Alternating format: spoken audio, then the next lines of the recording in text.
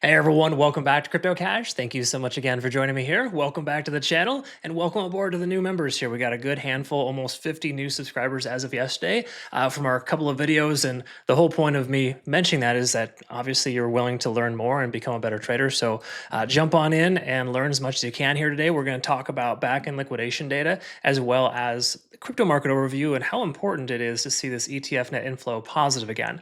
We're going to discuss that and a handful of other little factors that all kind of add up to something very big. So let's go ahead and take a closer look. Stick around.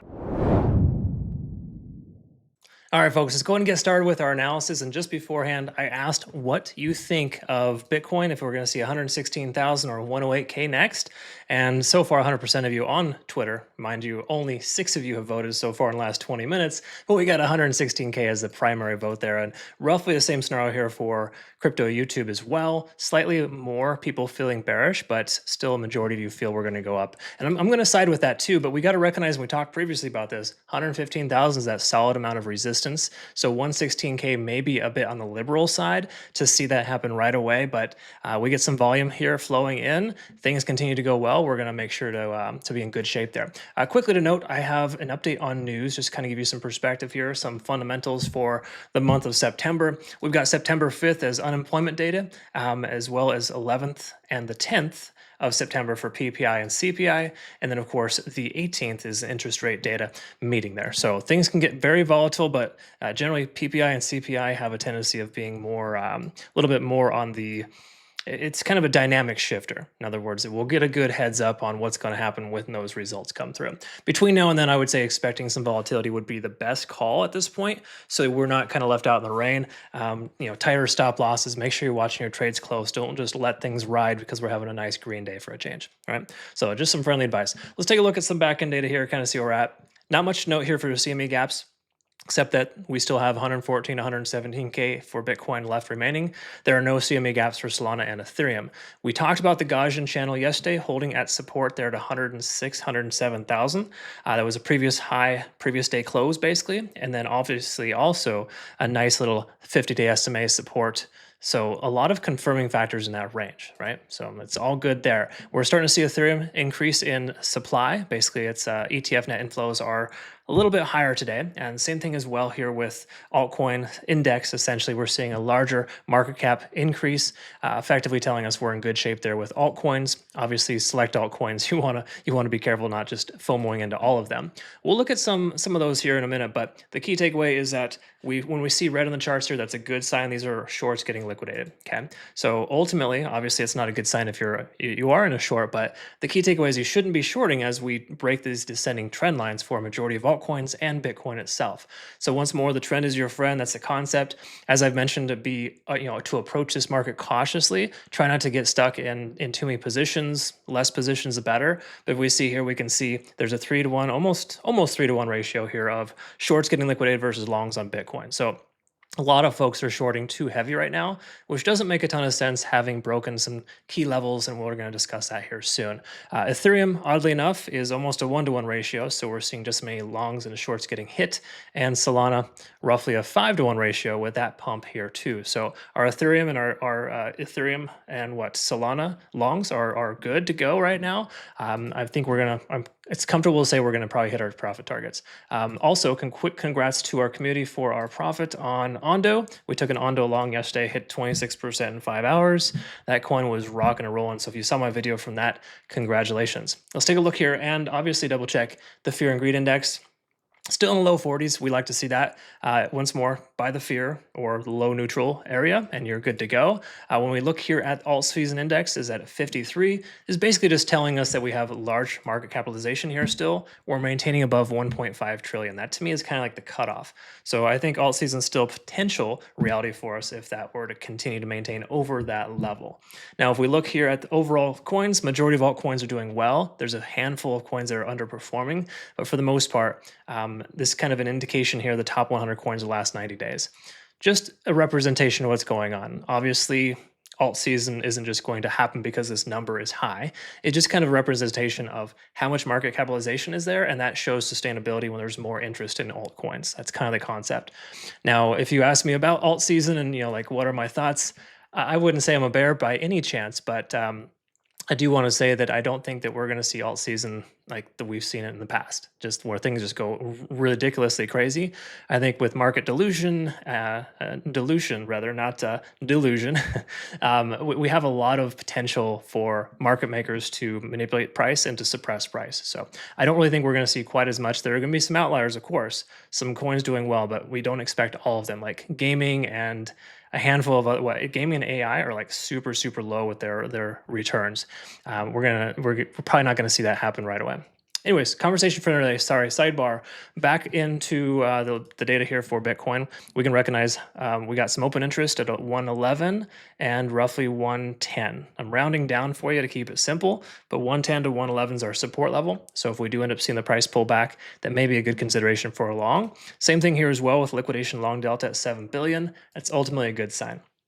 112 to 114 is that local area of liquidation that could still get hit. So once more, even though 116 is an awesome consideration for the price to hit, I think we may see the price slow down when you hit that 114 to 115, partially because there's less liquidation there, but also because there's a lot of resistance, which we can go ahead and look at now.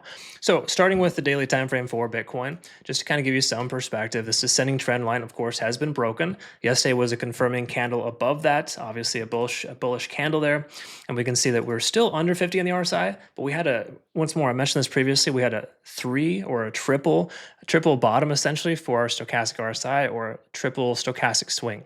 That usually adds a lot of weight to the continuation potential, because you can only establish lower lows and lower highs for so long until the bears can't sell anymore because they have nothing left there. They're depleted, right? So now as we see the money flow index increasing, and we also recognize that the MACD is starting to converge here, we have a greater propensity for further upside here at this point. So try not to attach yourself to a bearish mindset too much. Yes, we're under a lot of resistance, but this shift in momentum is happening. And while we haven't officially established a higher high on the daily time frame, we need about a 112.5, maybe even 113K or higher to close today to get that confirmation. We're still in very good shape. A lot of confirming factors are present for early reversal signs. However, we're under all moving averages there, so it's not like a perfect situation. So the daily time frame's just slightly bullish at this point. 4-hour time frame does have some good confirming factors. We're over all moving averages, while we are overextended with a 9 on TDS here, and we should expect some consolidation, perhaps even a little bit of a retracement. We have support building below the price with not just open interest we've identified already, but these moving averages here. We're also under 70 in the RSI. Money flow index is higher than the RSI, always a very good sign when you look into buy. And the same thing here as well with MACD converging. So the lower timeframes, as indicated yesterday, congrats to those who got in at 109K as recommended, we're looking pretty good here for continuation higher. But a short-term correction makes perfect sense based on this overextension that we're seeing, and it could very well come in all different shapes and sizes. But the likelihood of retracing below 110K is lower because we got that $110,000 to $111,000 open interest support. So those are some really good things. Those are my thoughts here on Bitcoin. What are yours? Why don't you comment below? If you're looking for a new exchange or possibly just want to help support the channel, BitUnix has got you covered. We've been partnered with this exchange for over 2 years. It's been our fan favorite for our community, and the reason why is because they take really good care of you. They offer trading reward bonuses as well as a reduction in fees. Best exchange I would recommend at this point. Link down below for more information. Let's take a quick look here at Ethereum next and kind of see what's going on. Just jumping into the backend data here for ETH. It is as follows. Let's see if this refreshes here for us. For some reason, liquidation data is not pulling up for us on Ethereum. All other charts are fine, but for the most part, let's take a quick look here at the back end open interest ranges. And once more, 4,500 is that local resistance for us. So closing over 4,500, our local high, is going to be an extremely important part of seeing Ethereum transition bullish. Okay, we haven't done so yet. We can even see here and recognize that short liquidation delta is still higher than longs. We're pretty close to an impasse here. We're approaching break even, which generally implies reversal. So let's look at the daily time frame and check and see if there's much that's changed here. We're tentatively above the 20-day SMA, but the daily candle hasn't closed yet, so still too early to tell. If we take a look here at our moving averages, still not fantastic, but we are up over 50 on the RSI, never pulled back below that. So that does reinforce support at that $4,300 range. And if we look at the 4-hour time frame here too, this is a pretty nice continuation, but strong likelihood we see a short-term pullback to either fill this fair value gap for a little maybe cup and handle type of pattern before breakout, or the price consolidates here in its range and then we'll leg up. So ultimately what we're going to be looking for is a type of channel that is created depending on what type it is. It could be a descending channel, which is a flag pattern that's ultimately the best, or we start to see higher highs and higher lows established on lower time frames, maybe the hourly or the 15. And when it keeps retesting that resistance, which is approximately 44.90, about 4,500 is a round number, then we're going to see that breakout occur. Okay, so we're going to be on the lookout for that. But between now and then, we have a long with an average position at 4,400, which is still in good shape. We're planning to continue to leave that open. Same thing again with Solana, which we're going to look at here now. Let's go ahead and take a look at the backend data for Solana and just double check a few things. Now, this last 7 days of open interest on the right, and we can see there's a lot of accumulation at 210. So that's becoming a support range for us. Liquidation long delta is at 2 billion. And we also want to recognize too, 213,000. Sorry, not 230,000. Apologies. 213 is essentially that area of liquidation that was fully swept, but there's still a lot of liquidation upwards of 220. So we see most of the local areas of liquidation get hit hard. So anyone shorting Solana's pretty much in a bad position right now, but 220 is essentially that next area of liquidation. We have a take profit target, if I'm not mistaken, at 216 and some change for our Solana long. So if you're in that trade, feel free to leave that open. While we could have a potential pullback here, and let's just talk about that, the likelihood of the pullback bouncing off this 0.382 fib level at 205.50 is high. Not just because it's a fib level, right? Not because it's an Elliott wave theory. It's because the price action retests that level multiple times before it broke. Now that it's broken, a bullish backtest makes perfect sense. That's how it's supposed to happen. We also have a significant amount of point of control here at 204 to 205. So I would actually be open to considering a second long position with Solana in the 204 to 205 range, okay? If that happens. The key takeaway here is we are overextended leading into this lower high or higher high and higher low pattern.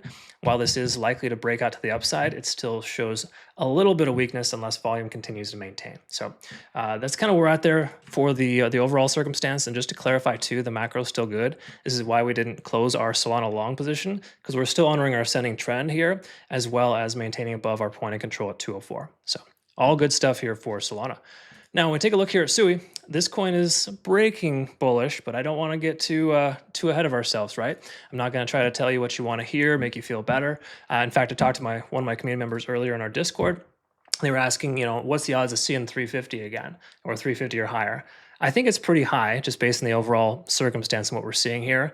Majority of coins have broken their local highs and their descending trends. That's usually a good sign for trend reversal.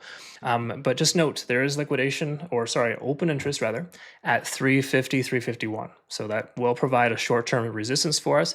Keep in mind this last 7 days worth of data. If you look at the macro though, the 30-day, 360 is that heavy number, okay? So 360, remember that number. You want to secure profits between now and 360 because the likelihood of breaking through that the first time is pretty low.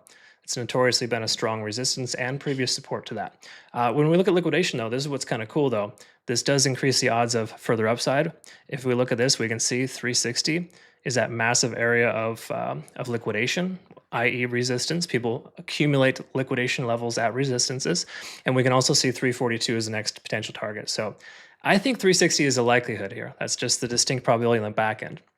But if we look at the daily time frame here for SUI, it hasn't broken bullish whatsoever. So don't by any stretch take along with this coin and be like, we're going to the metaphorical moon, we're good to go.